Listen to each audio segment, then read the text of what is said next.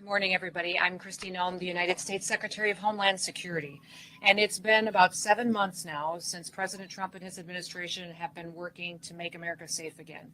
As you know, the Department of Homeland Security is tasked with making sure that we have a secure border, which we have overwhelmingly been successful with by President Trump's direction, at making sure we're enforcing our laws in this country, that the rule of law matters, and that it applies equally to everybody. We have had for 3 months in a row 0 illegal aliens entering the United States, which is the first time in this nation's history that we've seen that kind of security at our nation's border. Also, we've been working on getting dangerous criminal illegal aliens out of our country. Murderers, rapists, drug traffickers, human traffickers, going out, arresting them, and removing them from our communities so that our families can be safe again at night. Our top priorities have been these 2 items: securing our borders and arresting dangerous criminals and removing them from our cities and our towns and our states across the country from coast to coast. Since President Trump has taken office, we have arrested hundreds of thousands of these illegal criminals. I'm here today because the elected leaders in this state of Illinois are ignoring the law. In fact, they're being obstructionists when it comes to getting dangerous criminals off of their streets. They are deciding that dangerous criminals that are murderers, rapists, money launderers, have committed assault, that are trafficking children, are more important than the families that live in the communities here. That includes Governor Pritzker, Mayor Johnson, and others who have worked so hard to protect these dangerous criminals. They'd rather be a sanctuary state and continue to put those individuals above American citizens who built this country, who've raised their families here for generations and just want to be able to walk down the street safely at night and put their kids to bed and live a peaceful life. Today I'm highlighting 4 different examples of individuals that we've recently arrested here out of this office with the good work of ICE and our HSI officers that we've taken off the streets without the help of the governor or the mayor. Our federal officers have had to do this alone without their support, and these dangerous individuals are now no longer victimizing people because of the good work that we do. Hector Bonaparte is a 42-year-old illegal Mexican alien who had previously been convicted of predatory sexual criminal assault against a victim under the age of 13. We have Jarvin Flores Santos, who's a 40-year-old Honduras individual who was arrested back in 2020 the first time for aggravated criminal sexual abuse and attempted criminal sexual abuse of a minor under the age of 13 again. And Waldemar Jabik, a Polish citizen who had been convicted in 2014 for attempted murder and then also aggravated domestic battery. He was convicted of these after he stabbed his own wife and his 19-year-old daughter. It was not the first time that police had been called to his house for domestic disturbance, but he was never held accountable until recently by these federal officers. Dawn Gay Silas, a 33-year-old illegal alien from Micronesia, has had 3 DUI convictions, and as well as convictions of criminal mischief, of wanton endangerment, and driving without a license. These individuals would still be out on our streets today, committing crimes and attacking people and harming them and hurting our children if Governor Pritzker and Mayor Johnson had their way, because their choice has been routinely over and over and over again to release these criminals back on the streets. The debate over so-called sanctuary policies has real consequences. It has consequences for our law enforcement officers, but also for the families that live here and the businesses that are just trying to provide for their community. Governor Pritzker and Mayor Johnson are answering that question every single day of who should be our priority, who should be our responsibility, and over again, they're choosing criminals. In just the last 7 months, ICE has issued over 1,664 detainers in Chicago alone. 1,664 detainers we have lodged against violent criminals, and that is a 106% increase over what was issued during the Biden administration. Unfortunately, Chicago and its leadership has only honored 8% of those. That means every other person, when they're released from paying for the consequences of their crimes, back onto our streets without any notification to individuals or to the families that have been victimized by them. By getting those 8% at least off of the street, the brave men and women of ICE are saving American lives. Yesterday, we announced that now our ICE officers are facing a 1,000% increase in assaults against them. And you read about the stories and hear what's happening from coast to coast every day in our national media and in our press. But it's in large part due to the pro-sanctuary state and cities policies and the language of elected bureaucrats and politicians that are reckless with their lives and endangering their families. Every public official should talk about and work to protect people, to keep them safe and American people's lives safe. I want you to look at the contraband that's in front of me. We have 20 kilograms of fentanyl that's in front of me on this table. That's enough to kill 10 million people. And here out of this office, this was interdicted just days ago here in Illinois. And because these federal officers have been out on the streets picking up criminals and dangerous individuals, we were able to take this 20 kilograms of fentanyl off the streets and save over 10 million lives. They're also keeping these weapons out of the hands of criminals that would use it to rob and assault and to murder individuals in these communities. Unfortunately, all of the politicians that have spoken out against their efforts, their desire appears to be that they would like to have more of this on their streets, more drugs out there for their kids and families to be victimized, more guns out there committing crimes. That is not the work that we do in ICE. The work that we do is to protect people and make sure that we remove these weapons and drugs off of our streets and hold those criminals accountable who would go forward and continue to use that to harm individuals. I just want to ask you for three things today. Number one, I want to ask you to support your law enforcement officers. Have their backs. Every single individual that's out there that is noisy and attacking them right now is having an effect that's ratcheting up the rhetoric and distorting facts and not allowing the facts to get out of what the work that they're doing every day and what we've done to help victims get some justice for the harms that were perpetuated in their lives. Those of us that appreciate the work of our law enforcement officers, the fact that we're a country that doesn't pick winners and losers. We apply the law, and if we don't like the law, we should be going to Congress to change it. But that is what these law enforcement officers do, is they continue to uphold the law and make sure it applies equally to everybody. Second thing I'd like to ask you to do is stop putting criminals first. Stop making them the number one priority. They are perpetuating harm on American citizens, and they need to be held accountable for it. And number three, I would ask that you think about the family members around you, the people you've spent your time with, the American citizens that live next door to you in your community. Start thinking about what kind of a community they want to live in, what your city should look like, what their families deserve, and put them first. Make them the priority because they're the ones who invested in this country, and keep it safe and keep it productive and keep it the best country in the world. We'll never apologize here for protecting the American people, but we're going to continue to arrest dangerous, criminal, illegal aliens. We will defend the homeland. That's what ICE is doing, and I'm so proud to be able to walk with them and to lead with them while they fulfill this mission to really keep the United States blessed far into the future. So with that, I'll open it up to any questions that you may have. Secretary, Yes. you guys have spent $20 million of taxpayer dollars on a campaign to get people to self-report using the CBP Home app. How many people have actually done that? What's been the return on investment for taxpayers in that campaign? Well, actually, the 20 million campaign was to send a message to people that if they were here in this country illegally, that they should go home on their own. If they wait until we arrest them and we have to remove them, they'll never get the chance to come back to the United States. So it wasn't just on the app, it was also encourage them to voluntarily go home. We know thousands and thousands of people have used the app, but we also know that hundreds of thousands of people have left on their own, not utilizing a government program to do so. I've been to, I think, 10 different Central American and South American countries and visited with their presidents, with their foreign ministers, interacted with the Department of State, and over again, I'm hearing that hundreds of thousands of their citizens are coming home voluntarily. They've seen the ads, they've seen the messages on social media that if they go home on their own, they'll get the opportunity to come back to the United States the right way. And so most of these countries as well are setting up programs to welcome their individuals home.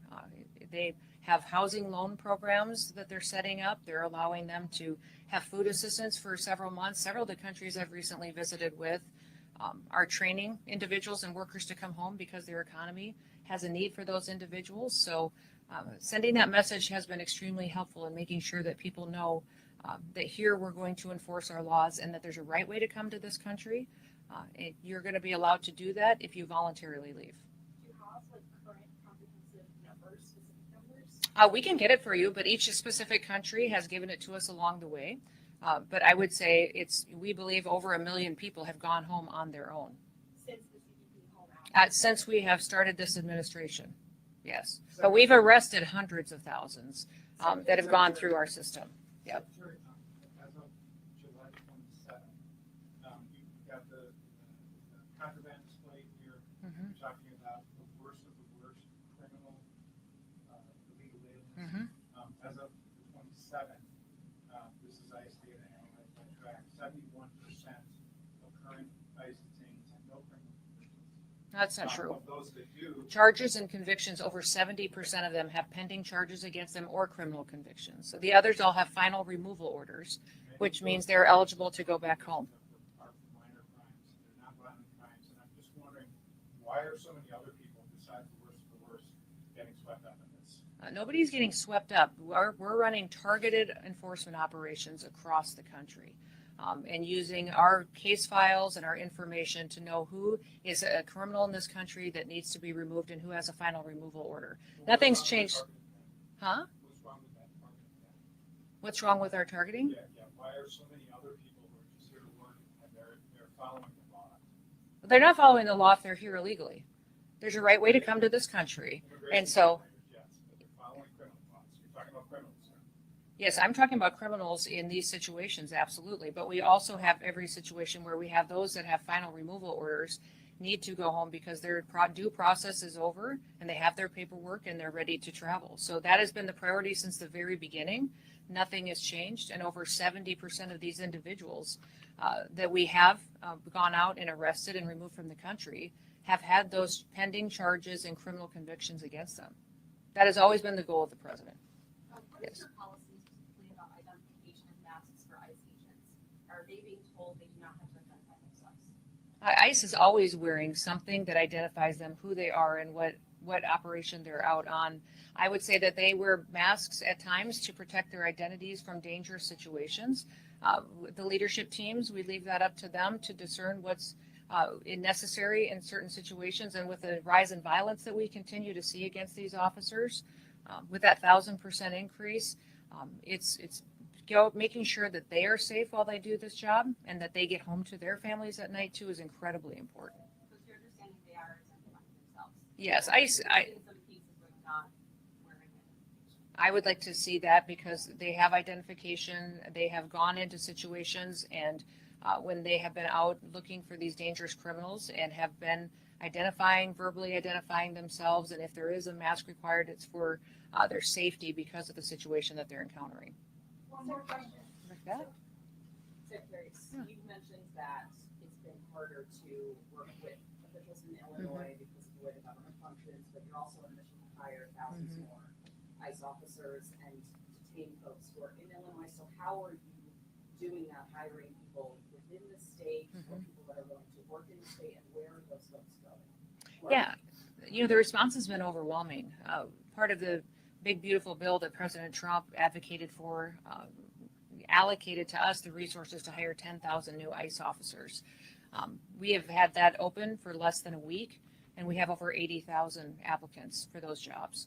So they're from all over the country. Some of them are retired ICE officers that want to come back now that they're going to be allowed to do their jobs. Some retired CBP or other federal officers. And then we also have a huge amount of interest of people who just want to have their backs and work alongside them. So what we're doing then is to get them trained up as soon as possible.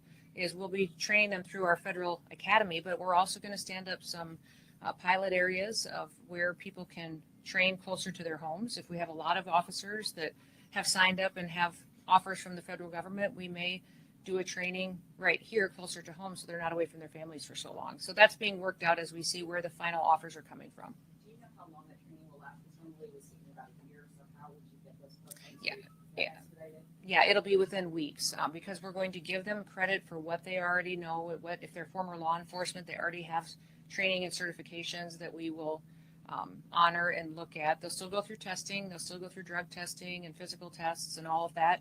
But we want to make sure that it's an expedited where we check the box if they have the experience, then it helps us not keep them stalled out in an academy for weeks at a time. Secretary Noem, I just wanted Sure. to ask how ICE operations have been impeded by sanctuary city policies? If they have, and do you feel like you're still on target to reach the amount of arrests that you would like in those sanctuary areas? Well, the lack of information sharing is hard. I would say anybody who serves in law enforcement would say they're used to partners.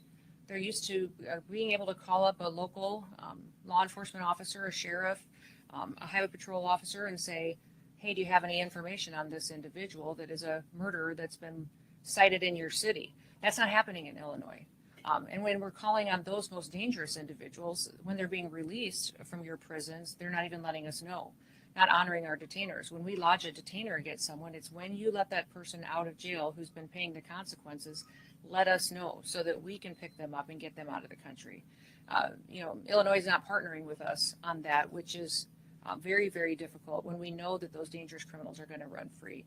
And many times we go into situations where we don't necessarily have the law enforcement to play a backup role. There are times where we bring more individuals in, more federal officers, because we believe we need to do that for security reasons. So we have great partnerships across the country, over 800 of them, with state and local law enforcement in other states. We wish we had that here. We wish we could build those partnerships. We're going to keep plugging away, and for us, it's about getting dangerous people off the streets. So our target is to get dangerous people off the streets. Last question back there. Can you get some clarity on what 2-year-old might do in ICE? Can they be DRO officers? And if so, do you have any concerns about that, how highly stressed that position is? And on the other end of age limits, why do you think someone in their 40s or 50s can do this job instead of the previous age gap? Well, I think us opening up the age requirement is wonderful for people to have opportunities that they've always wanted. So many people were forced to retire from law enforcement at a young age because of that arbitrary deadline. And now they'll be able to come back and serve a few more years if they'd like to, provide for their families, and then help on the mission of making America safe again. 18-year-olds can come and sign up and help us with processing and paperwork while they train and they get the experience. They can walk alongside our officers. They will all be as fully trained as any full-time officer before they're put in a situation that might require more of them. So we want everybody to be at the same level of skill set and knowledge when they're out doing an enforcement role out on the job. Anything else? Yeah, I don't expect you to know the details of every specific case, so I wanted to give you a little context that calls for a broader answer on the question. About 4 months ago, ICE publicized the arrest of 2 men said to be responsible for a mass shooting in Chicago. Your agency named them, and it got a lot of coverage. However, they have still not been charged in that mass shooting. So my question is whether it's people sent to prison in El Salvador or 2 men accused here in Chicago of a mass shooting, is it responsible for ICE to publicly accuse people of violent crimes before they've been charged? Well, we follow cases and prosecute cases and turn them over for prosecution, just like any other law enforcement agency does.